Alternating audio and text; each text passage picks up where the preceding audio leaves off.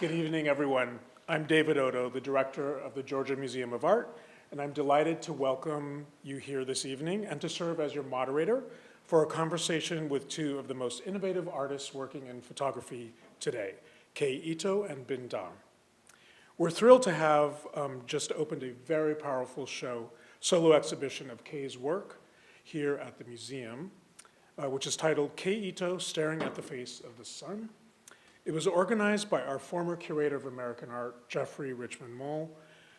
The artist was very directly involved in the installation of the show, which is overseen by our curator of modern contemporary art, Kate Hill, who's up here on the stage with us this evening. Kei's work in this exhibition features cameraless photographs that explore our nuclear age and communicate the artist's exploration of the themes of destruction, preservation, healing, and rebirth.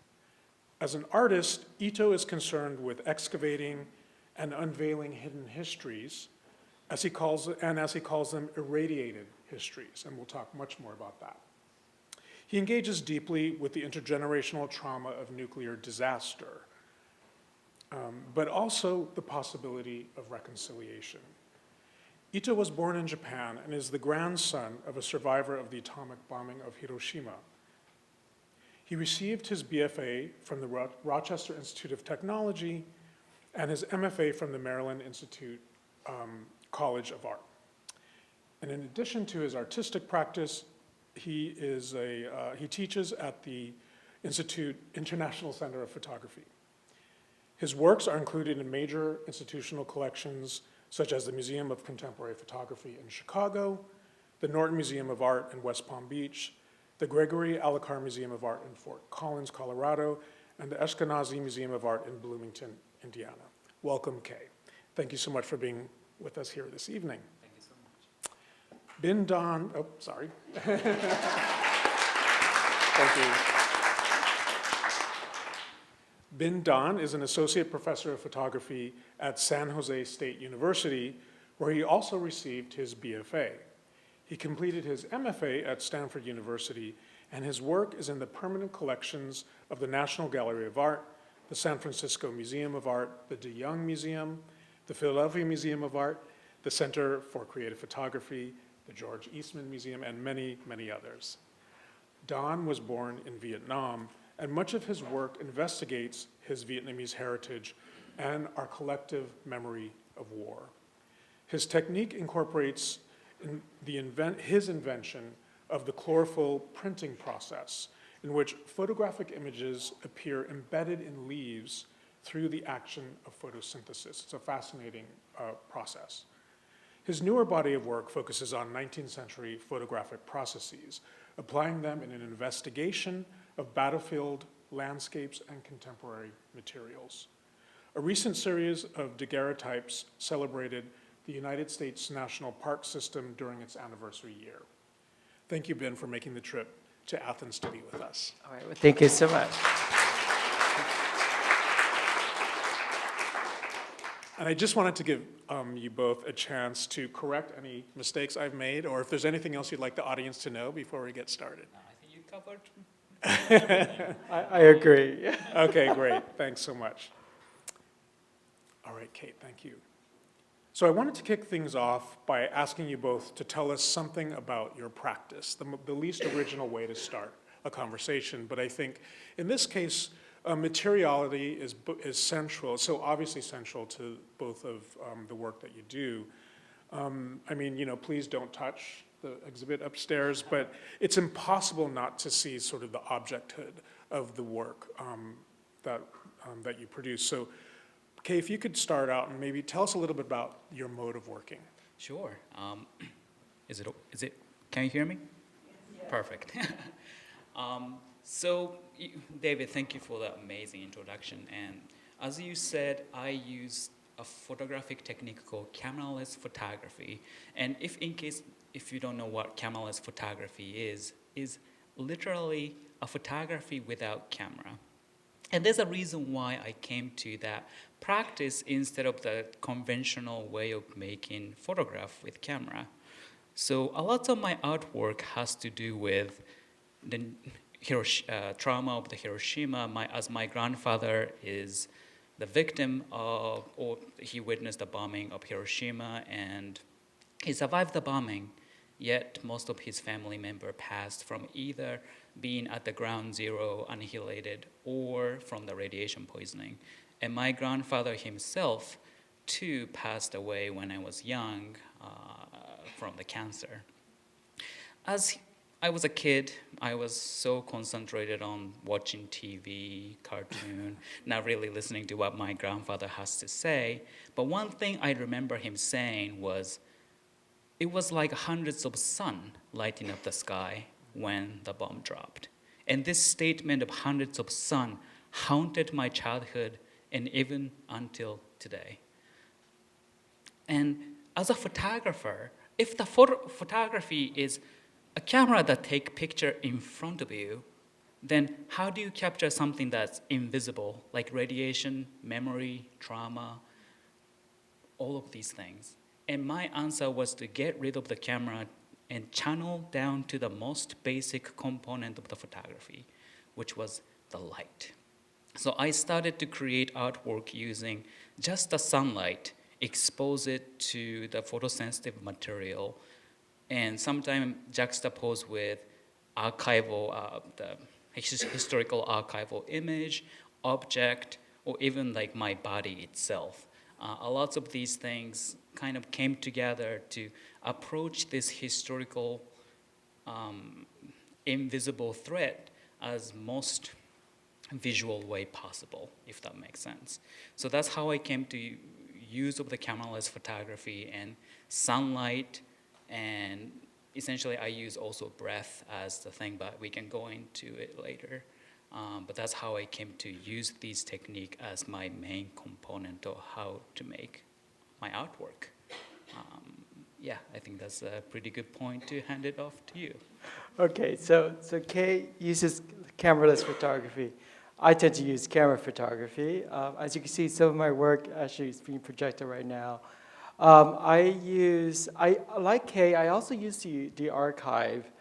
Some of that archival work, it's stuff I collected. There's stuff that I document by visiting a museum. And then what I also been doing lately is making more daguerreotypes.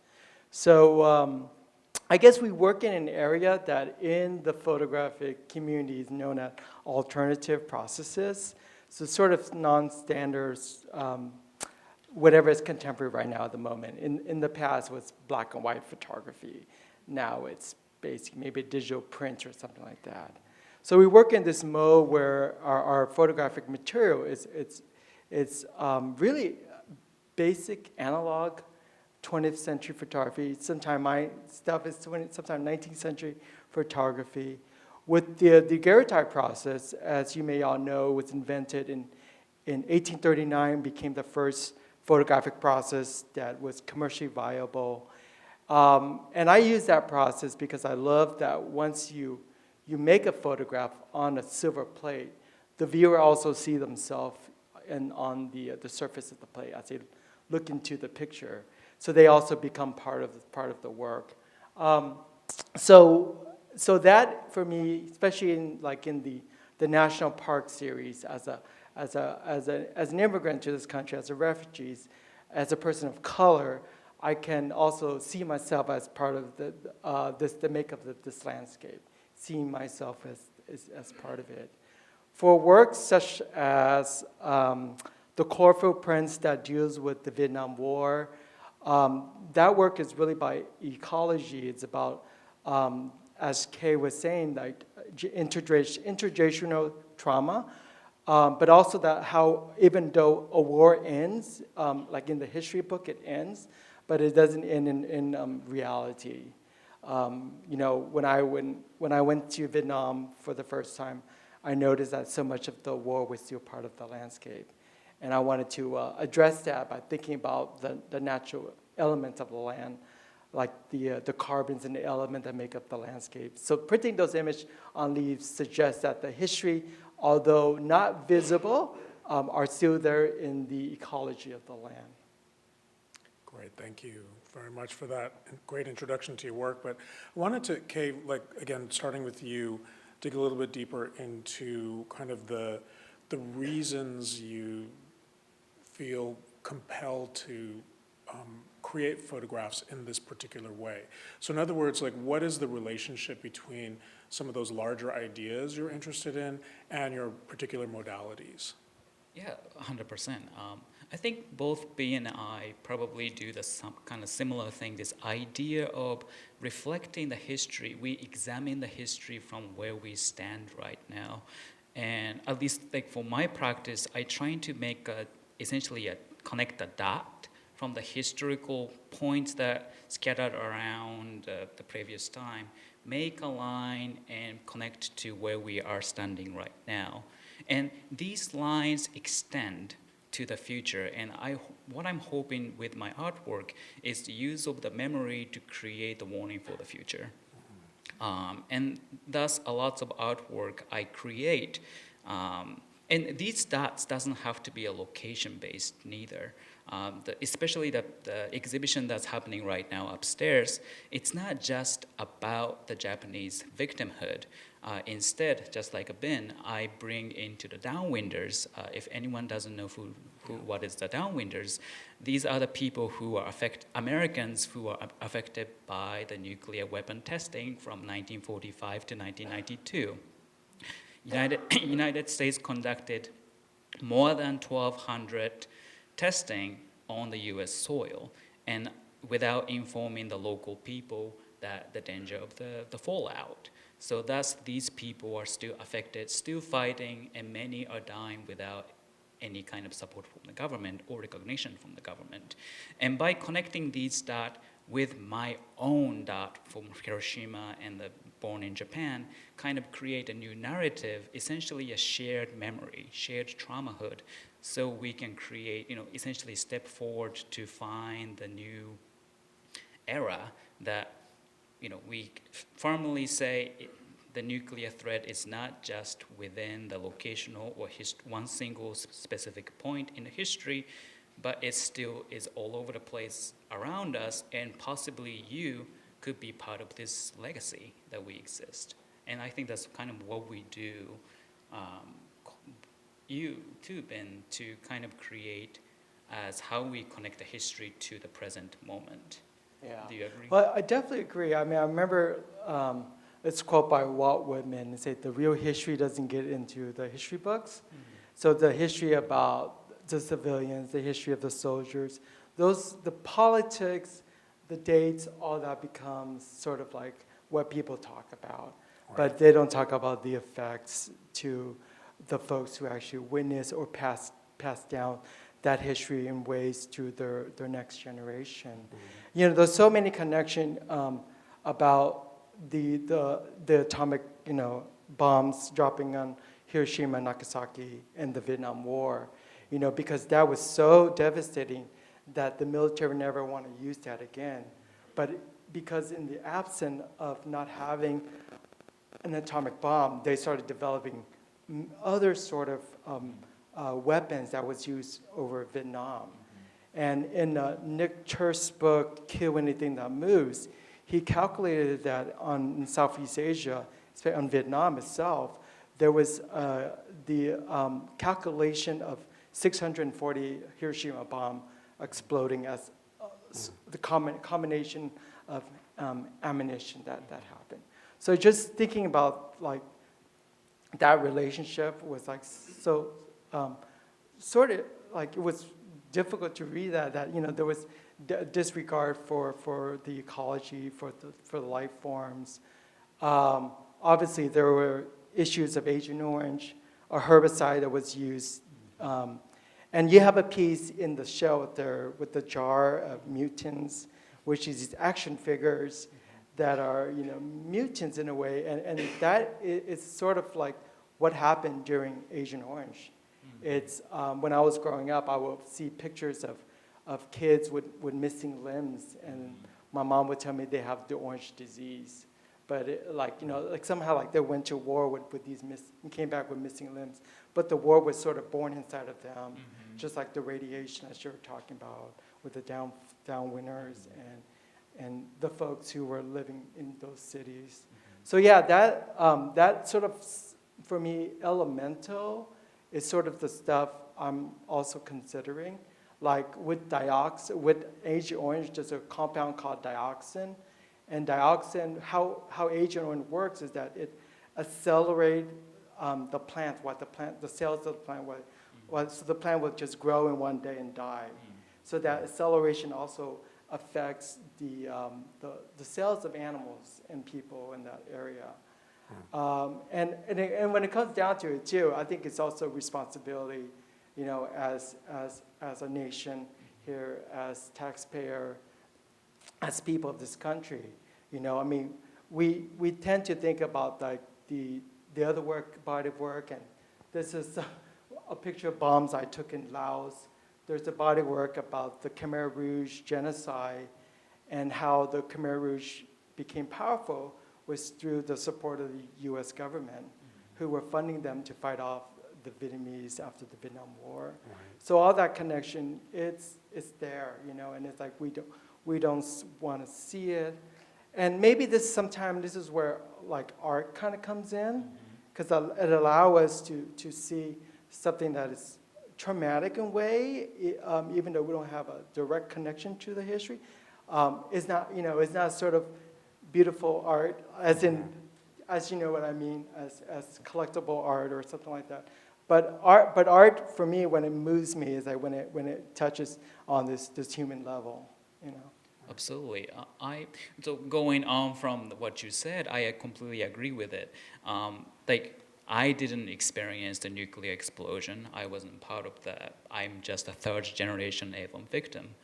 But this idea of, if we're trying to talk about the tragedy of the bomb or the war, we already have photojournalists and the photograph existing, people losing all of the, half of the body.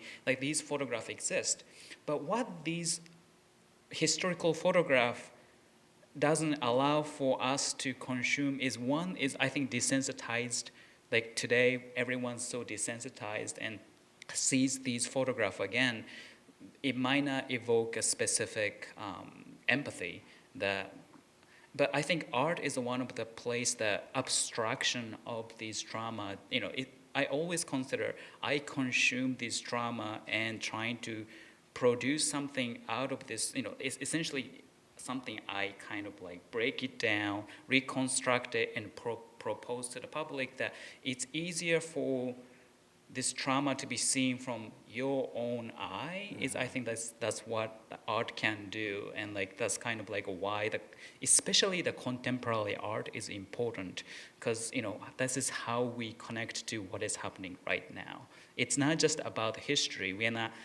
Even we are talking about history, it's not just about the history, but that's how it apply to what is happening right now. And I think definitely a warfare and a nuclear issue definitely getting, unfortunately, more relevant every day. And that's kind of drives me to make these work even more. I bet if you're feeling the exact same way. Yeah, I'm wondering, because we're sort of like this second generation that, and again, I don't want to, it's weird to say I don't want to take someone's trauma away from them, but I think that, for example, my parents, the trauma they witnessed, is something they didn't talk about growing up, about the Vietnam War. And slowly, because during the invasion of Ukraine, my mom's just out of the blue over dinner, just talking about the stuff she witnessed, shootings on the street and stuff like that, and how she has to hide. So I was like, wow, she never mentioned that before, But I wonder, because our parents or grandparents are so close to it, that for them they're not able to process it. Right. Where even though we have a lineage to it, but we also have this other way to sort of step out of the actual experience to work to make an art work about it. I have a question. Yeah. When you make artwork, do you think your audience, who you're making it for, is it who do you think is your audiences are? Like, to me, like, I don't really, when I make work about the bomb, I don't really make work about, work for people who have experienced the bombing, because they know the suffering already. To me, like, my audience always has been, I recognize myself as an artist in the United States, and I tend to make work about United States for people in United States and beyond.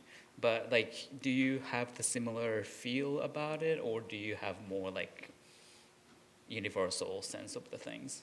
That's always a difficult question to answer. I think 100%. all artists wonder about like who are their audience. I think their audience are you all. I think the audience is anybody who's willing to listen.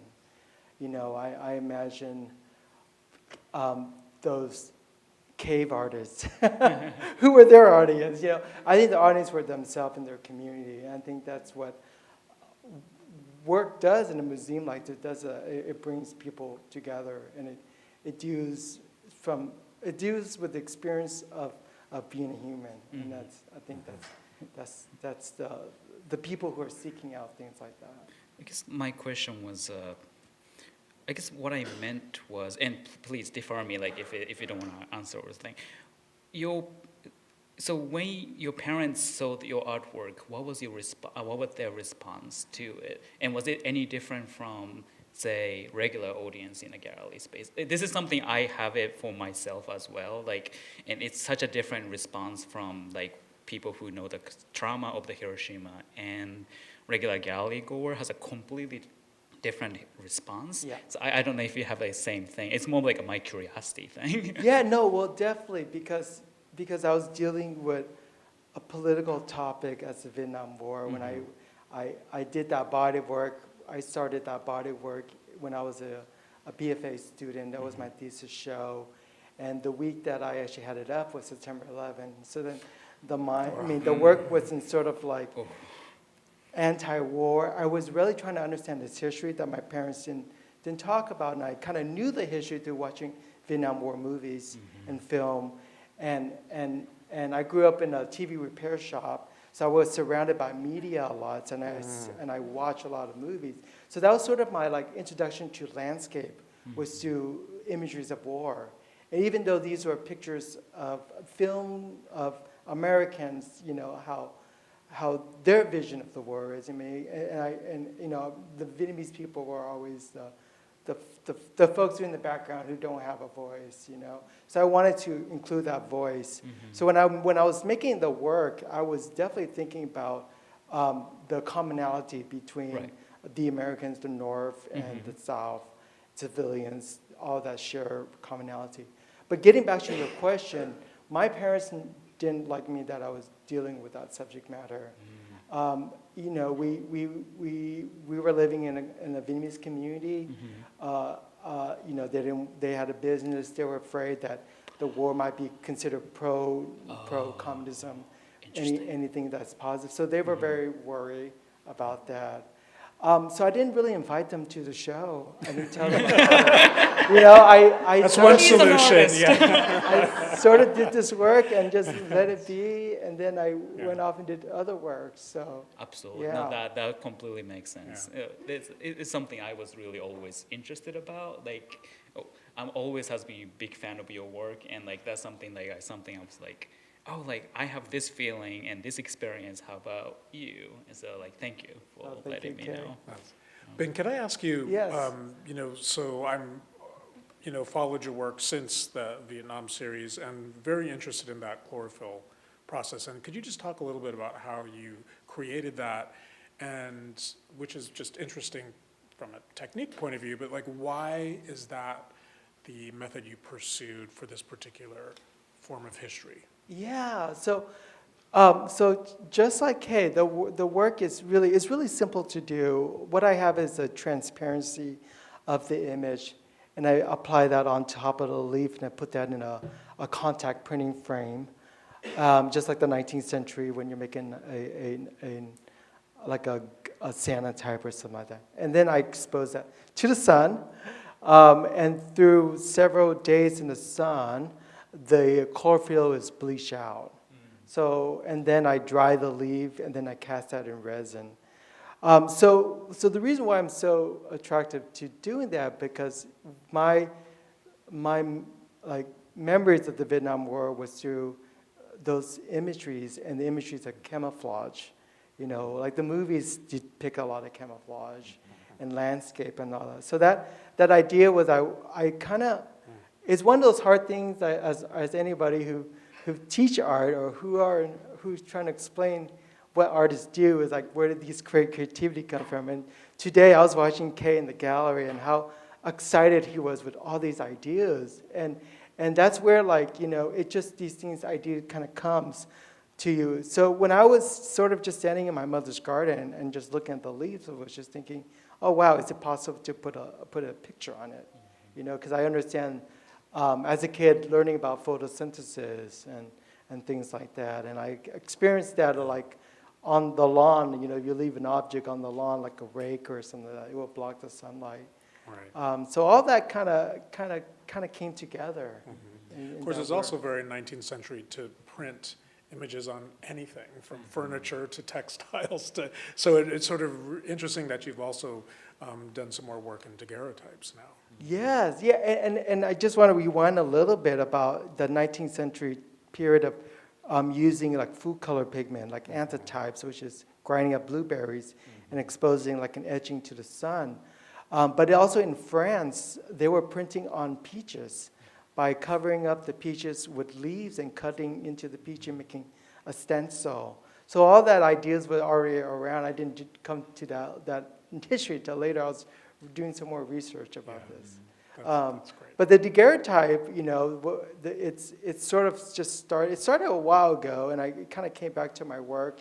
And with the daguerreotype projects, it's like I wanted to always go out to Yosemite to make photograph, and it's been done many times before by amazing photographer out there, Ansel Adams, excluding one of them. So for me as an artist, it hindered me from going out there to do it until I discover like the daguerreotype process. So I felt like I have this tool now that I could re-examine the landscape in this new way, even though it's a 19th century process, but using it in a 21st century way to consider like, what is the land out there and how do we reflect onto it and it reflect onto us.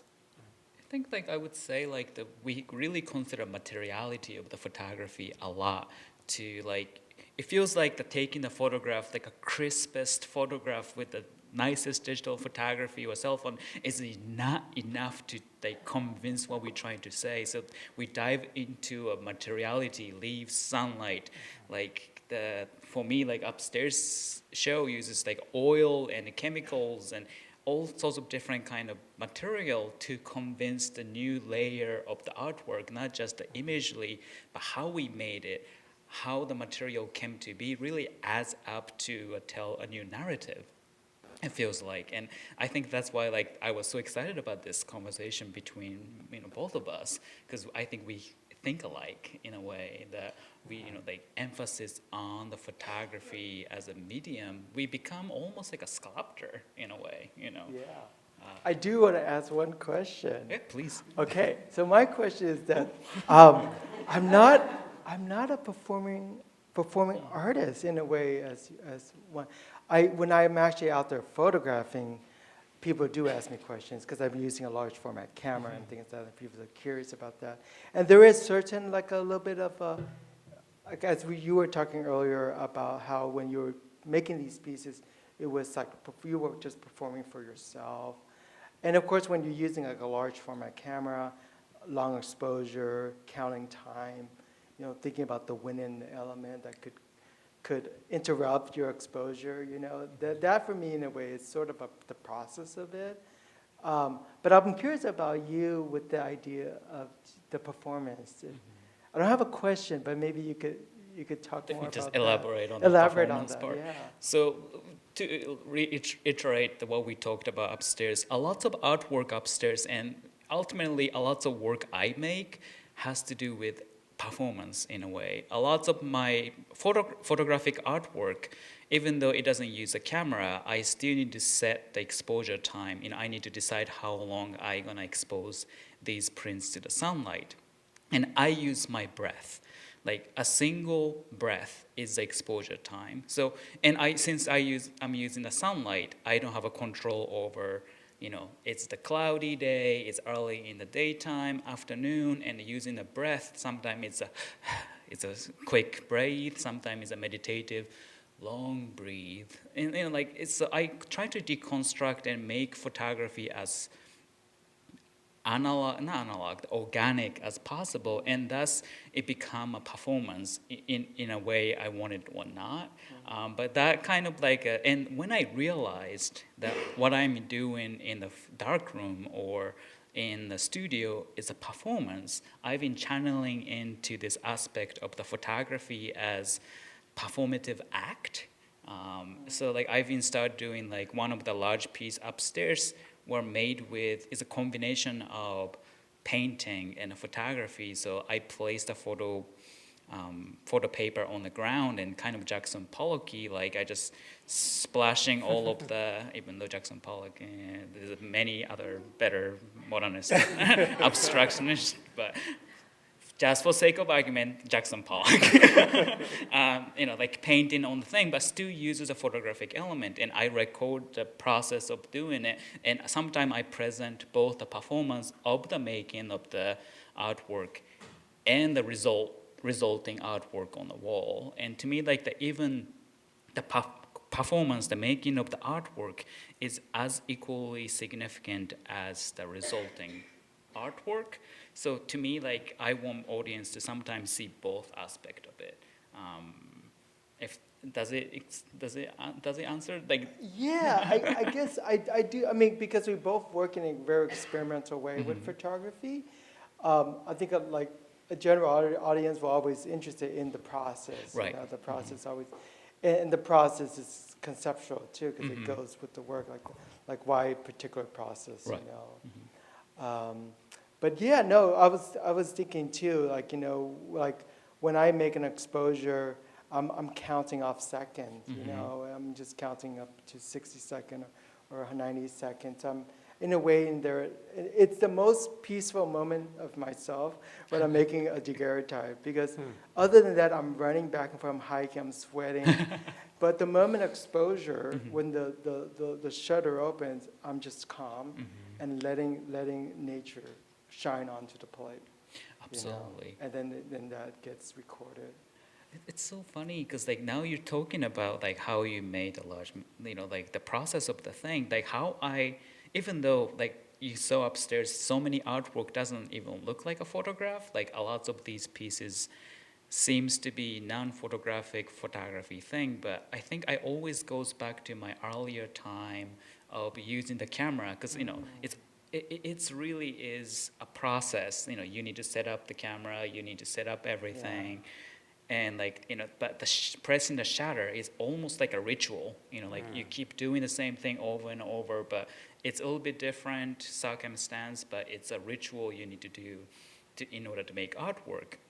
And to me, that process translated to my current practice. Even though I don't use the camera, I use the ritual. I make a similar aesthetic imagery 108 times over and over and over and over. So I do this ritualistic, image making over and over, as if I became the camera. Instead of the using of the camera, I myself became the camera, became the machine to kind of create this similar, but creating the different, organic sunlight. So it's a little bit different, but still the same ritual and process over and over.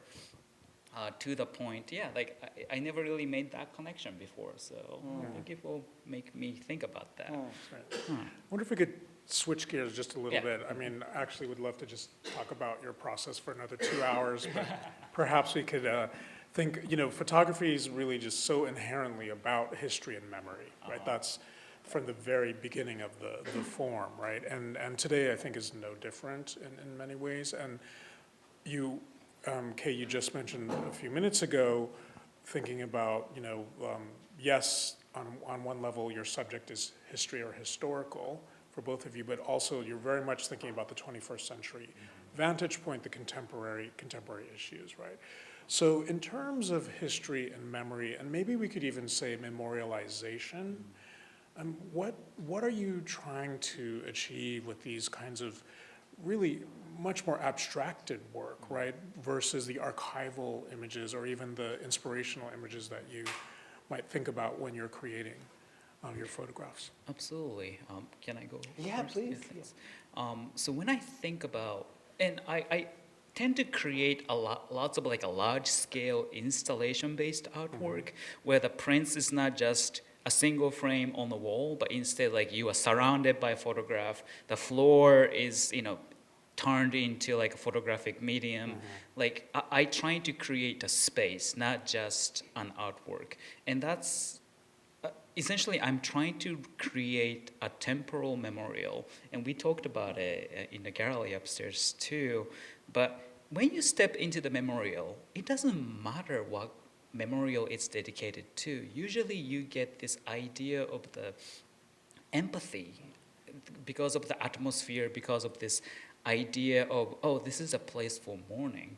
And like to me, that's like really important. And even though my exhibit only exists for a certain period of time, when I create exhibit or installation-based artwork, I try to recreate this idea of the memorial where even the people who doesn't know, like the alien who comes from the space, who doesn't know anything about the nuclear weapon or like testing of Hiroshima, gets this idea of some kind of feeling and that essentially create this idea of the empathy. And I think that kind of goes back to like what earlier we talked about, this idea of the archive versus what we create is how much of the differences is. And like I think that is what's the difference, is like it can be universal, it could be global, it could create some kind of like trigger something that a historical image straight on that can't creep into your mind, but abstracted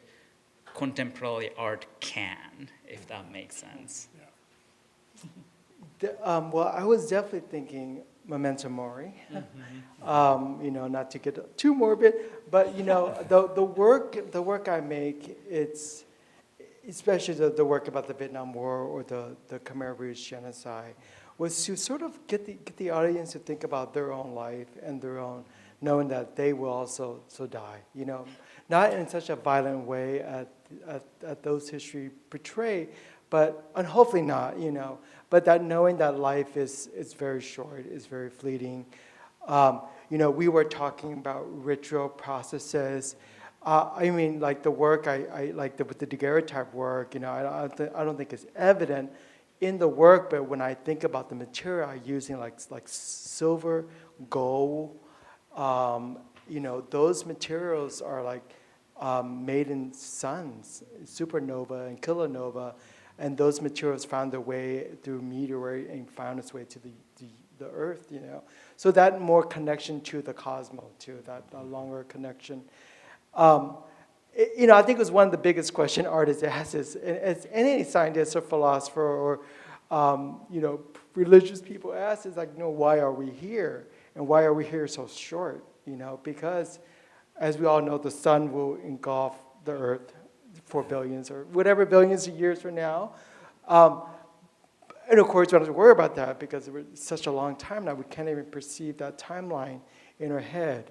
But just on that personal timeline, and today we were talking about the dooms clock. Yeah, doomsday clock. Yeah. Doomsday clock, which I've heard a little bit about. I don't know, do you want to talk a little bit about the doomsday clock? So doomsday clock is the group of scientists got together in DC in 1945 to annually establish how close are we to the nuclear annihilation. It's not just a nuclear anymore, but it heavily implied global climate, the war, global war, but it's the metaphysical clock that midnight represents the human annihilation, and they establish how close are we to the midnight. And past few years is I think 90 seconds to the midnight, which is closer than the Cold War, when we were in a Cold War. Which is, we don't think about it because we have so many things to worry about right now. It's more complex time than before, but it's still like this looming idea of the doom exists, but we don't really talk about, which is really crazy. Yeah, and you know that doomsday clock is, I think it's different for everybody because, I mean, there's people dying right now who are dying by environmental disaster or climate change, right? There's people caught in war, you know, there's civilians dying right now. So it's sort of like, it's always sort of there. And as an artist, I mean, I want to go there. I want to think about these very difficult subject matter that we rather not think about, you know. And, you know, earlier, David, you're talking about like people today use photography in a different way. But today, I think people use photography because they're afraid of dying, right? They make pictures themselves. I love that. It's Instagram, it's all that, you know, want to live, want to have, you know. But I think in the fear of all that is knowing that you would die too. And that's sort of like, I think what art does best, that it allows people to just have some thoughts about that. Yeah, no, that's brilliant. I love that. And I'm going to open it up for questions in just a moment. But at the risk of bringing toxic positivity into this conversation, I thought maybe we could end this bit of our conversation by, if I could ask you, can art heal? You know, I know that Kei, in particular, you're really interested in the idea of reconciliation as well. And I wonder, you know, you've talked a lot about empathy, and maybe I could add compassion as a feeling there too. And so do you think your art can heal? That's the hope. But, you know, the way I make my artwork, it's a healing for myself too. And it's a process. It's still ongoing. You know, every single artwork I make, it feels like, you know, I'm healed a little bit, but in the same time, there's such a long way to go. And that's why I think this series of the artwork, it essentially never ends, because it's a healing, it doesn't complete in overnight. You know, it's an ongoing process. And by doing, you know, healing myself, and I'm a somewhat Buddhist, and, you know, I always think enlightenment always Like exists within. Buddhist. Well, Japan is a Yeah. really loose country when it comes to religion. So like enlightenment comes within, not from outside. And so like in order to heal the world, I need to heal myself. And I think that's where I'm at, and like that's why I'm an artist, trying to figure out, you know, trying to even understand. And I think understand is one of the first step of the healing. Okay.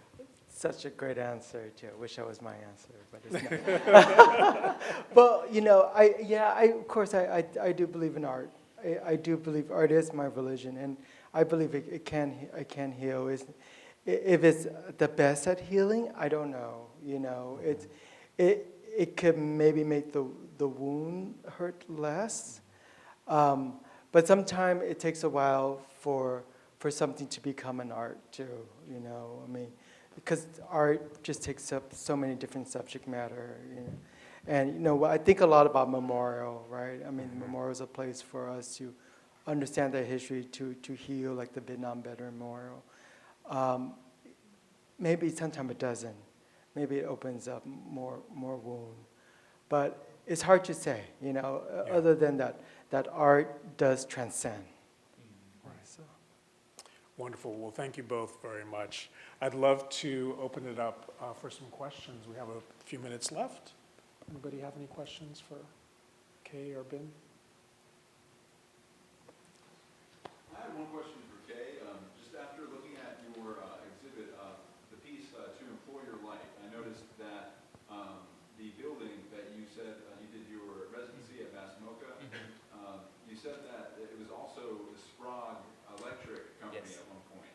And I was just wondering, was that some random stroke of serendipity that, you know, here you are at your residency, and oh wow, this has a history with nuclear, you know, war and making those atomic capacitors, or did you know that beforehand? And Yes and no, actually. So to elaborate, so like one of the piece upstairs is a performance piece I did at MassMocha during the residency, and MassMocha used to, like the building that MassMocha currently occupies used to be a Sprague electronic company that built as the component for the bomb that dropped in Hiroshima. And I loosely know that Matsumoka's building used to be used for some kind of Manhattan project, associated the component, but didn't know how extensive they're involved in. And after I learned about it, I actually ended up have to go to the historical society of the local place to learn more about what capacity they worked on. And I think both Binh and I, we are research-based artists as well. We do a lot of research, and I think that research transcends into a project. And because of that, a lot of project I do on the site-specific project usually has to do with specific incident of that location, and including one of the jar piece has a Savannah River water, and Savannah River in Georgia actually has contaminated by the nuclear waste, and that's kind of the thing I try to tie together of the reason why I'm having the show here, and you'll be surprised how much of the location in the United States is associated with Manhattan Project, and I keep surprising by oh wow, this place actually has a history, and I just make work about that. So yeah, so no, thank you for the. Thank you. Yes. Binh, Yes, I take it you were born in the U.S. then, or I was born in Vietnam. do you remember much about? No, I left when I was 2 years old. Because I think I've only been there 3 days for a medical conference, and asking them about Vietnam War, I was in Hanoi, not Yeah. Ho Chi Minh City. And when I talked about the Vietnam War as a matter of perspective, they said, "Oh, you mean the American?" Yes. Oh. Call it the Vietnam. Yeah. Or I'm sure they were going to layoffs next month. They're going to say, it's the American War. So it's a matter of perspective. Yes. I think it's very interesting you asked as also the thought of what is good art, who is an artist. And I heard from the Balinese, you go there and the beauty of Bali, the peacefulness, the dances, the vibes, Yeah. everything. And if you ask, and it's not just Bali, many cultures actually do not have a term for artist.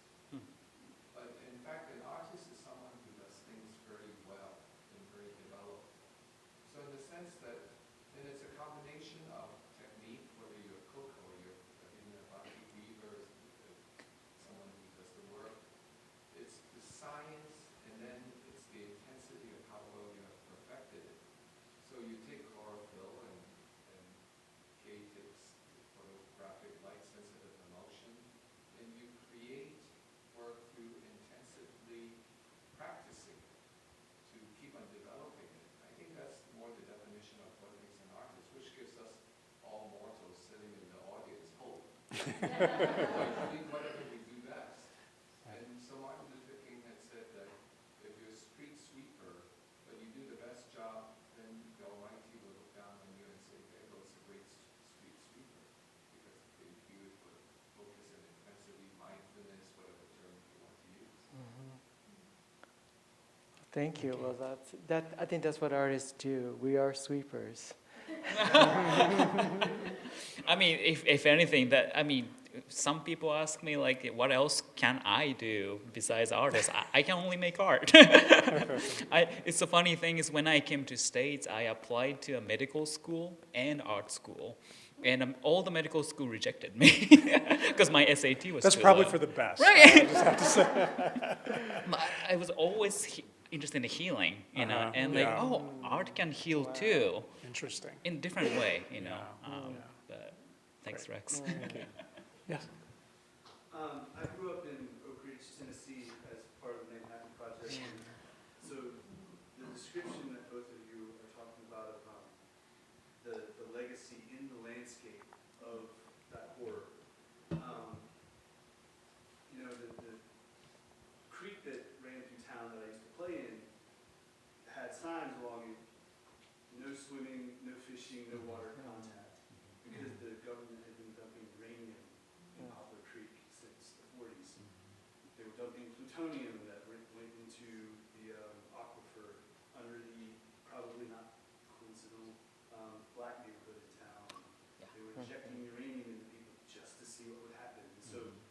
legacy of evil, as you mentioned, the downwinders, there's also this aspect of that evil working through the landscape in the United States, that bodies of toxic water, the Columbia River in Washington State, Oak Ridge, Tennessee,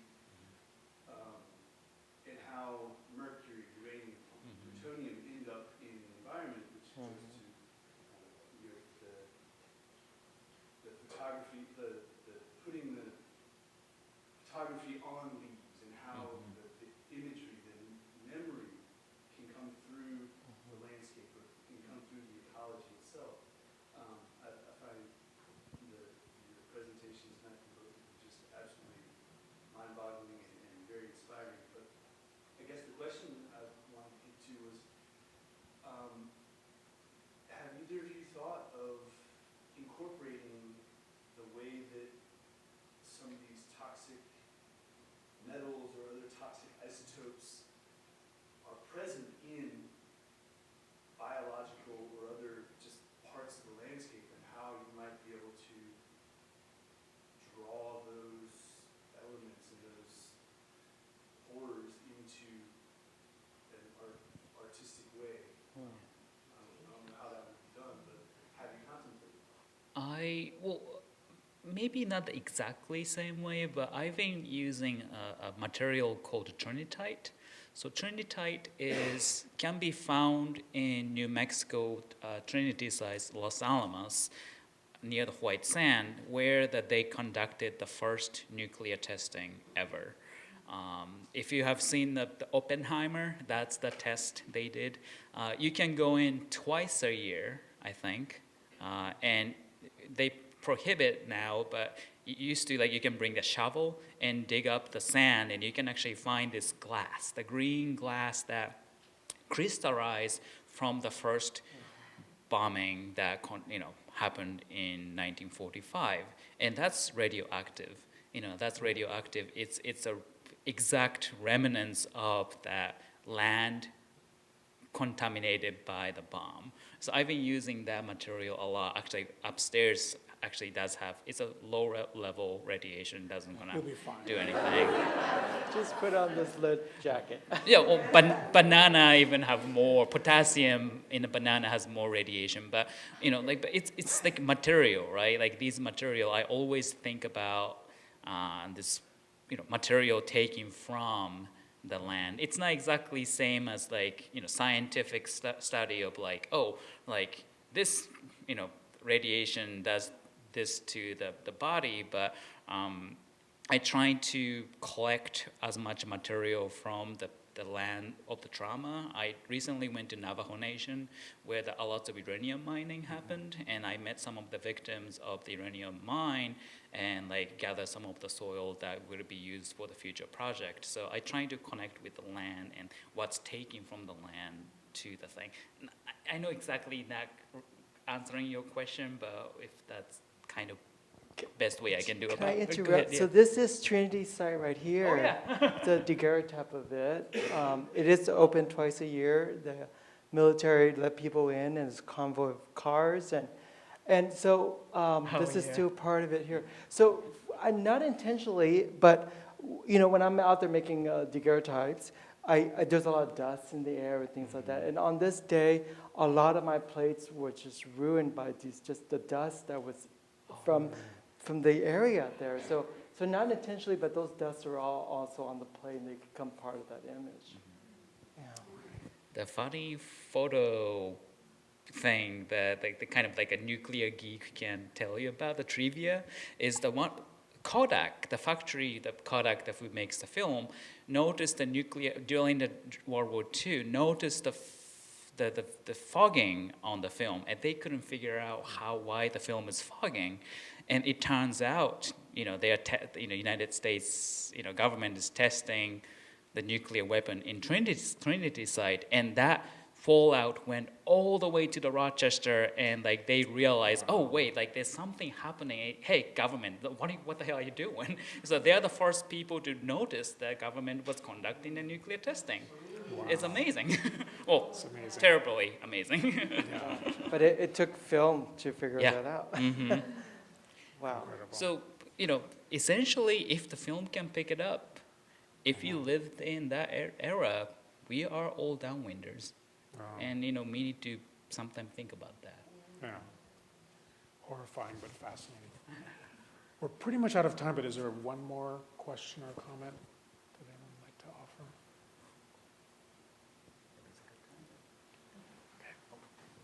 What have you learned from each other? Great question. Well, just for today or from knowing his work previously? Both? However you want to answer. Fair. Well, one thing I really respect, I think when it comes to me being labeling myself as a photographer and dive into not really a camera-based photography, I sometimes seen as a black sheep of the photography world that there's a one point the photography just gallery doesn't want to pick me up, and all of the things I get in was a regular contemporary art gallery, and I was really struggling by that. But knowing the Binh's artwork and you are celebrated in the photography world, shown in all over the place, and Eastman House has your artwork, and that really encouraged me that photography. What I believe the photography can be more than just the paper in the frame, really pushed me to understand that, maybe there's a place for me in the photographic world. So that's kind of how I, got from you. Well, I just learned that Kei's my friend. And we're going to have a great relationship moving forward. It's my first time meeting Kei, and I've seen your work here and there, and it's such an honor just to see the exhibit and get a personal tour today. So thank you. Great. Thank you, Kei. Yeah, thank you so much for coming. Thank you.